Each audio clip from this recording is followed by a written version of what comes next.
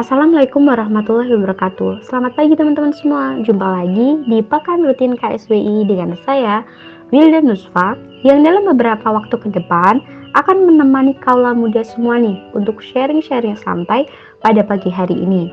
Nah, bagi teman-teman yang belum bergabung, kita ajak untuk segera bergabung ke dalam majelis-majelis ilmu yang diibaratkan seperti taman-taman surga.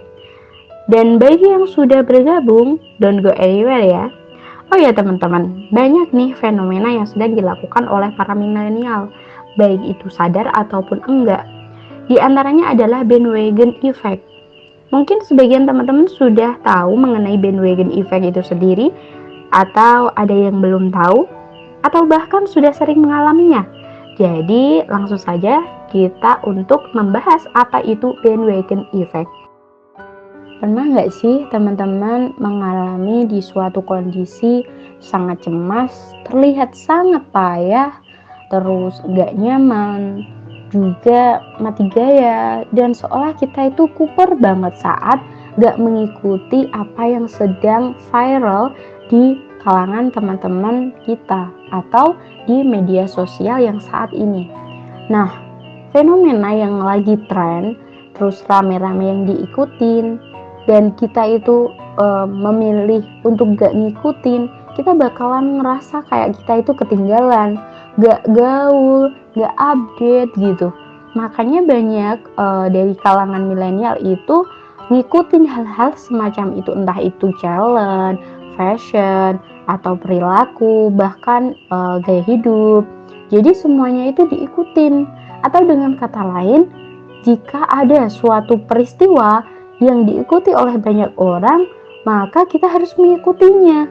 Karena sepertinya itu tuh benar gitu, terlihat dari banyaknya orang yang melakukannya. Jadi kita beranggapan bahwasannya standar benar atau enggak itu dari mayoritas orang yang melakukannya. Benar nggak sih teman-teman? Nah, sehingga kita itu memilih untuk ikut-ikutan apa yang lagi viral yang ada di masyarakat saat itu. Nah, sebenarnya bandwagon effect atau efek ikut-ikutan itu tuh cenderung individu untuk memperoleh gaya perilaku atau sikap tertentu.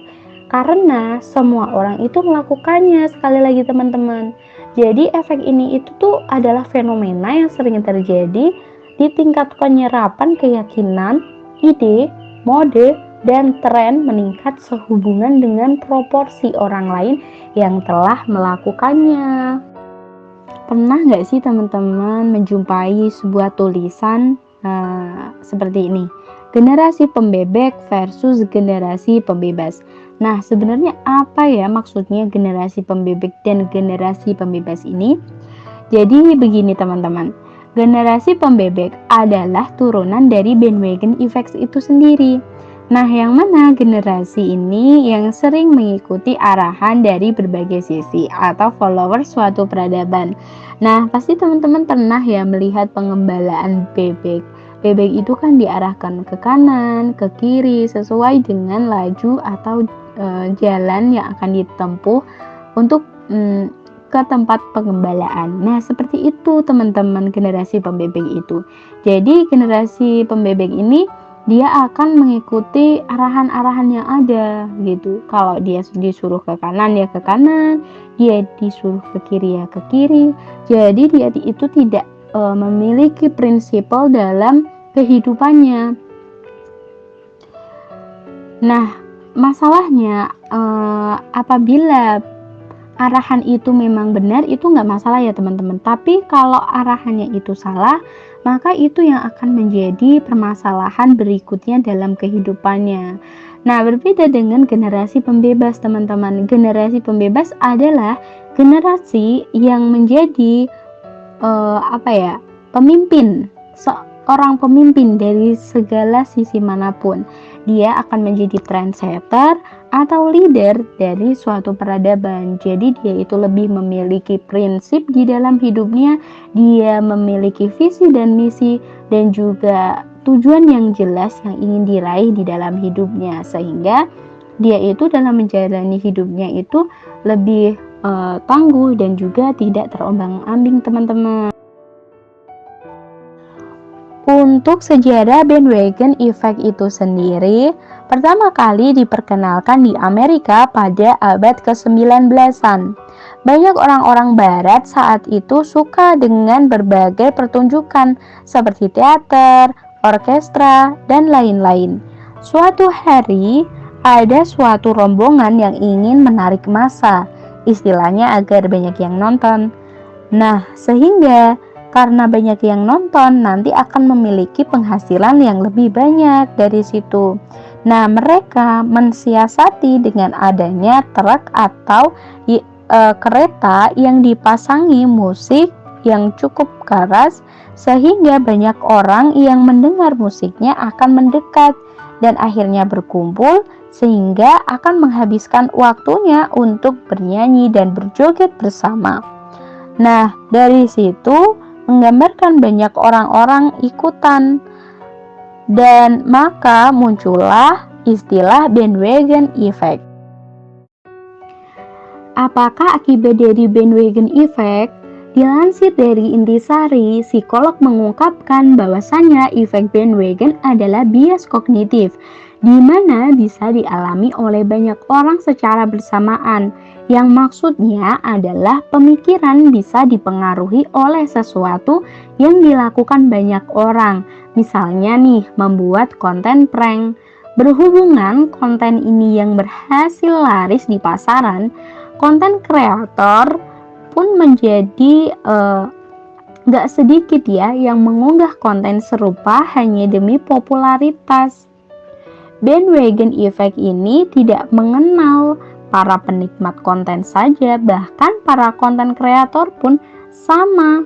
Mereka juga dihinggapi oleh bandwagon effect karena mereka menganggap itu yang paling laris di pasaran dan bisa mendapatkan penghasilan yang banyak.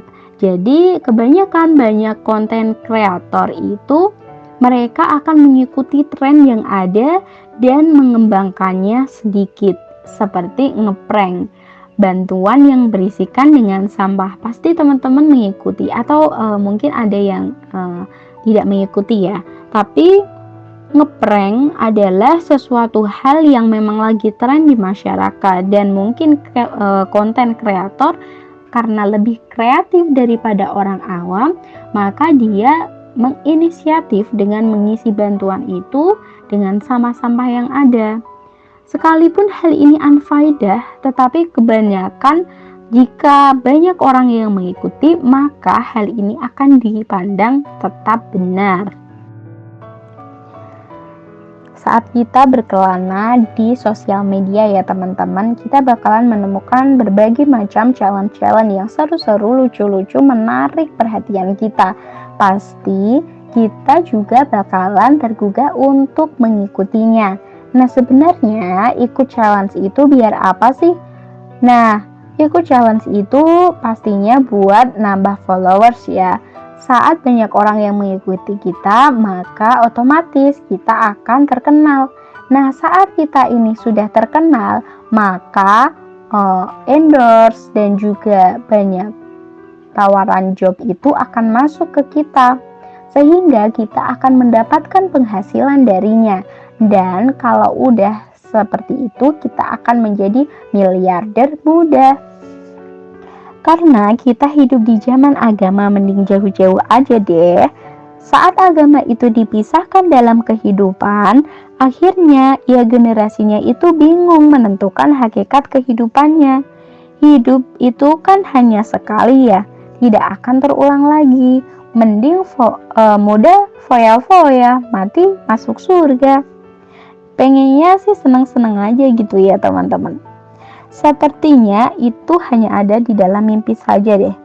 Nah, untuk challenge-challenge yang ngerjain orang, lucu-lucuan, mempercantik diri, mungkin awalnya memang kita berpikiran yang penting gak ganggu orang lain.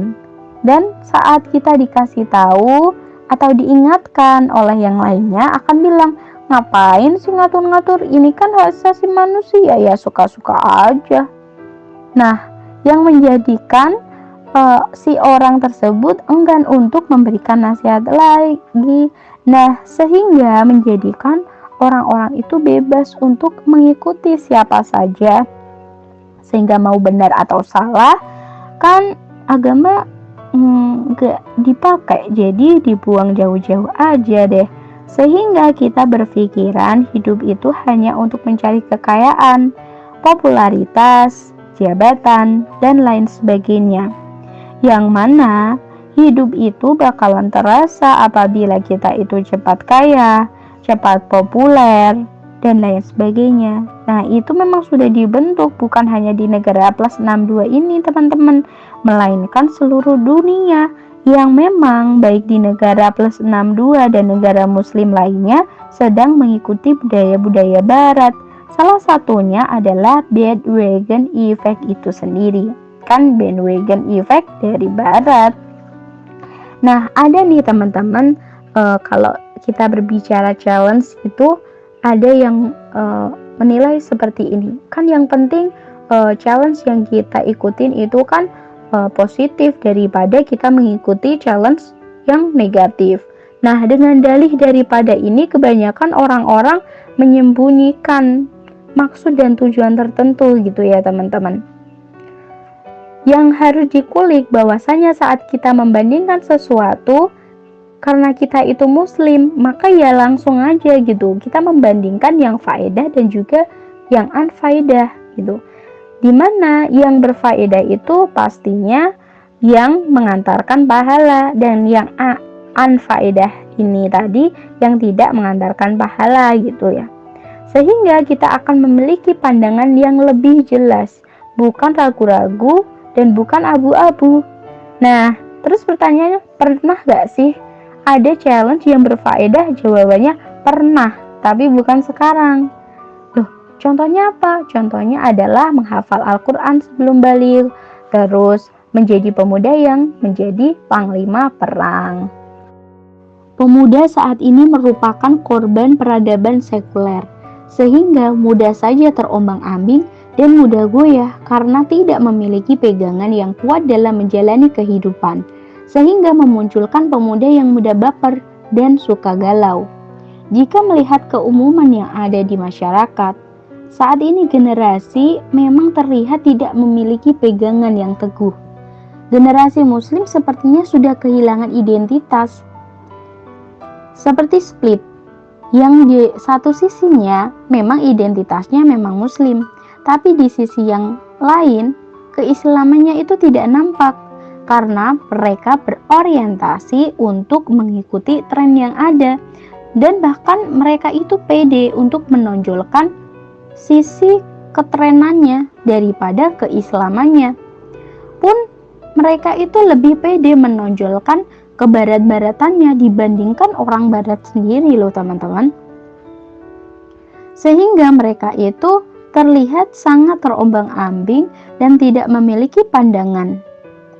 Hal ini wajar karena kita itu memang tinggal di sistem kapitalis, yang mana generasinya itu mudah menjadi korban sistem. Dengan adanya fenomena ini, pasti ada pihak-pihak yang diuntungkan, yang mana dalam sistem ini, sistem ekonomi lah yang paling kuat. Nah, dengan kata lain, pemuda itu sebagai objek ekonomi. Saat kita berbicara tentang ekonomi, maka kita akan mengenal produksi, selanjutnya pemasaran, yang mana remaja ini menjadi objek pasar industri yang kental akan kebebasan, sehingga memunculkan identitas yang tak terikat akan nilai-nilai, yang mana nantinya identitas remaja ini akan mudah untuk terombang-ambing dan juga mudah untuk dijadikan objek ekonomi. Selanjutnya, pemuda sebagai objek ekonomi karena adanya kepentingan politik ideologis.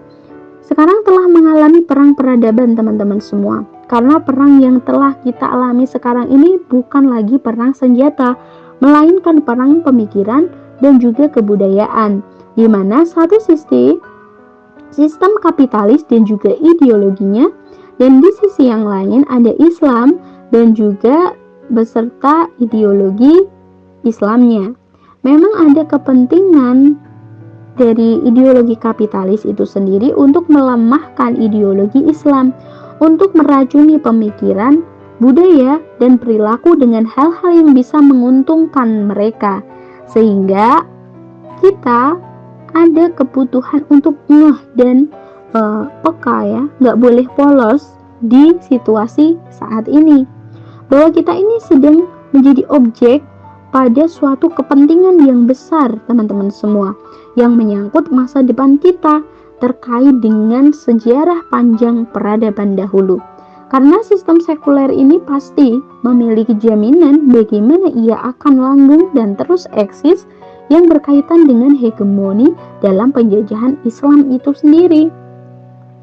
Nah, setiap Muslim itu terikat dengan adanya hukum syara, dan salah satunya adalah adanya hukum mubah, di mana hukum mubah itu lebih kepada kepilihan kita, sehingga seorang Muslim sebaiknya akan memilih mempertimbangkan waktunya agar tidak sia-sia. Bagaimana budaya ikut-ikutan itu merupakan budaya yang bukan dari karakter umat Islam itu sendiri. Perilaku ikut-ikutan itu bukan dari Islam, karena sebenarnya Allah telah menyebutkan bahwasanya umat Islam itu adalah kuntum khairu ummah, atau umat terbaik, yang dengan kata lain bahwasanya umat Islam itu adalah umat yang terbaik di seluruh alam. Dengan keteguhan, keistiqomahan, dan kejelasannya, maka Allah menjadikan Rasul untuk menyebarkan Islam ke seluruh alam. Nah, jika ditangkap bahwasanya visi misi hidup Rasul itu adalah menyebarkan Islam ke seluruh alam, maka saat kita sudah Islam dan memiliki konsekuensi terhadap keimanan, kita harusnya meniru seorang Rasul. Jadi seorang Muslim, visi dan misinya itu adalah menyebarkan Islam ke seluruh dunia, sehingga orang dulu itu tahu bahwasanya hidup itu untuk Sang Maha Agung, dan menjadi leader bukan sebagai follower atau generasi membebek, sehingga umat Islam itu menjadi umat yang benar, menjadi pionir peradaban dunia. Bahkan umat non-muslim melihat orang Islam itu sangat merasa sangat tertarik. Nah, sudah saatnya kita belajar dari kisah Muhammad Al-Fatih nih teman-teman, sang penakluk Konstantinopel di usia 21 tahun. Dari hadis Ahmad bin Hanbal Al-Munaj, bahwasanya kota Konstantinopel akan jatuh ke tangan Islam. Pemimpin yang menaklukkannya adalah sebaik-baik pemimpin, dan pasukan yang berada di bawah komandonya adalah sebaik-baik pasukan. Kota Konstantinopel tidak pernah ditaklukkan selama 800 tahun lamanya. Padahal di umur Muhammad Al-Fatih yang berhasil menaklukkan Konstantinopel itu usianya baru 21 tahun, dimana sangat berbanding jauh dengan kita yang masih disibukkan dengan kegalauan mengenai ditolaknya masuk perguruan tinggi, salah jurusan, dipecat kerjaan, dimarahi atasan, atau diputusin pacar. Yang tentunya kegalauan-kegalauan tersebut bisa menyibukkan kita ya, sehingga kita tidak bisa tumbuh dan berkembang. Nah, orientasi yang dituju dari Sultan Muhammad Al-Fatih sendiri pada usia yang 21 tahun juga sudah sangat mendunia ya teman-teman. Generasi Rasulullah itu memang remajanya sudah memilih jalan untuk berperang, bukan karena ikut-ikutan teman-teman, melainkan karena sudah mengetahui visi hidupnya untuk menyebarkan Islam dari masa ke masa, sehingga bermunculan tokoh-tokoh muslim di berbagai bidang. Sehingga memang sangat penting kita mengetahui support system yang bisa membuat karya-karya pemudanya bisa dinikmati sampai sekarang. Contohnya adalah karya para ulama-ulama.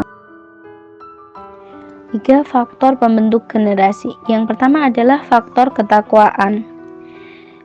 Faktor ketakwaan inilah yang dimiliki oleh ibu dari Sultan Muhammad Al-Fatih yang masih memiliki cita-cita dan juga keinginan yang tinggi bisa menaklukkan kota Konstantinopel, di mana dari zamannya Rasulullah itu turun-temurun masih dikabarkan bahwasanya kota Konstantinopel itu akan ditaklukkan. Tapi sampai pada gilirannya saat itu belum ada yang bisa menaklukkan, sehingga si ibu ini dia itu masih memiliki keinginan dan juga cita-cita yang dititipkan kepada anak yang dikandungnya. Terlihat saat hamil, dia itu mengelus-elus perutnya dan melihat ke arah benteng Konstantinopel dan juga berdoa agar si anak itu bisa menaklukkan benteng suatu saat nanti.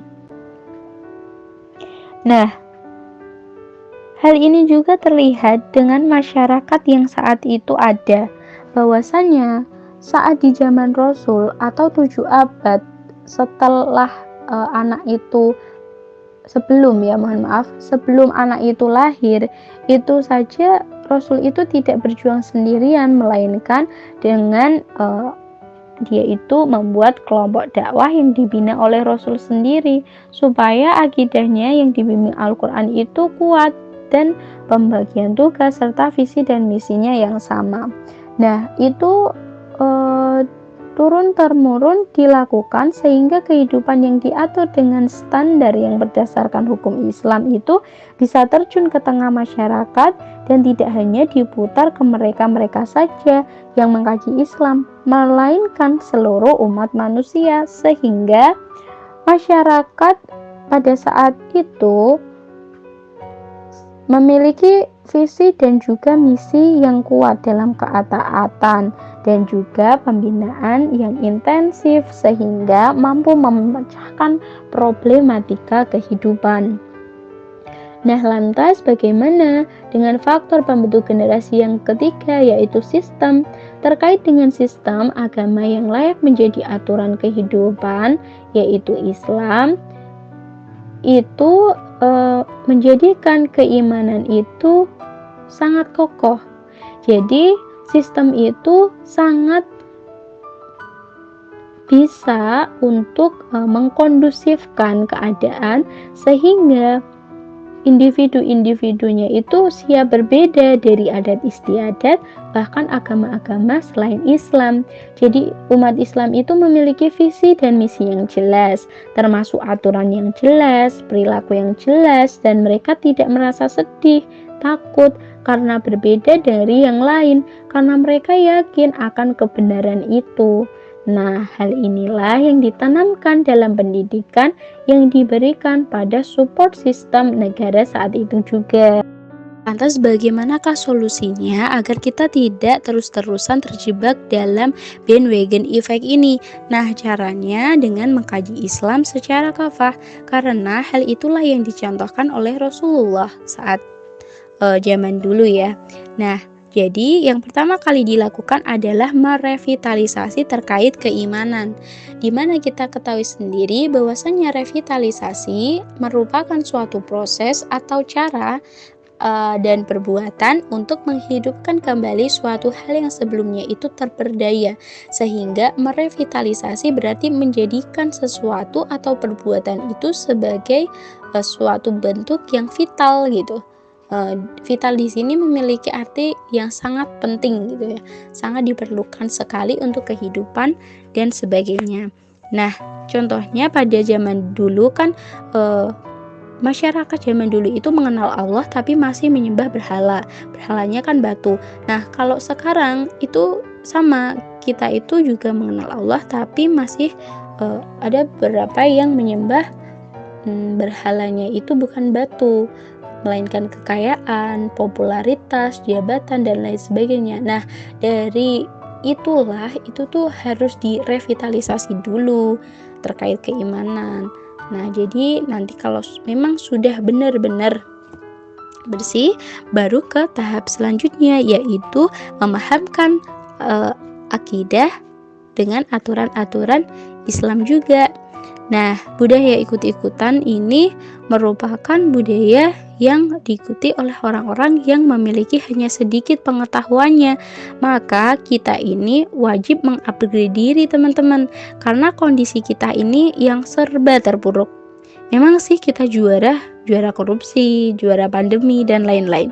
Tapi itu bukan suatu kebanggaan ya, karena habitat ini bukan habitat kaum muslim, dan harusnya kita itu merealisasikan dengan ilmu yang kita itu mampu untuk merubah dan melakukan perubahan sebagai bentuk keberhasilan suatu generasi gitu. Jadi kita itu harus mampu berubah teman-teman, menjadi generasi yang visioner seperti ibu dari Sultan Muhammad Al-Fatih, ibu dari para tentara-tentaranya Sultan Muhammad Al-Fatih. Dengan demikian kita bisa menjadi remaja-remaja yang tidak lagi berkutat pada bandwagon effect itu sendiri. Nah, dengan demikian yang bisa saya sampaikan, jangan mau menjadi generasi pembebek, harus menjadi generasi pembebas ya kawan. Dan mari mengkaji Islam bersama KSWI, Remaja Peduli Memberi Solusi. Wassalamualaikum warahmatullahi wabarakatuh. Terima kasih bagi Mbak Indri yang sudah bertanya. Saat kita membahas mengenai Barat, maka kita akan mengacu pada budayanya. Jadi ada istilah yang namanya budaya Barat ya. Nah, maksudnya itu seperti itu. Dan tidak spesifik lebih kepada kita menyoroti sebuah negara gitu ya Mbak. Tapi lebih ke budayanya. Dan kalau ikon negara yang dia itu dikatakan sebagai negara Barat itu mengacu kepada Amerika. Tapi memang tidak secara spesifik karena kita bicaranya soal budaya. Maksudnya kita di sini sedang membahas mengenai peradaban Barat dan peradaban Islam. Artinya kita sedang membahas mengenai konteks ini, bukan dalam konteks negaranya. Karena ya sebagai seorang muslim, kita punya budaya sendiri, tentu budaya Islam gitu. Dan semestinya kita sebagai seorang muslim tidak mengacu pada budaya Barat.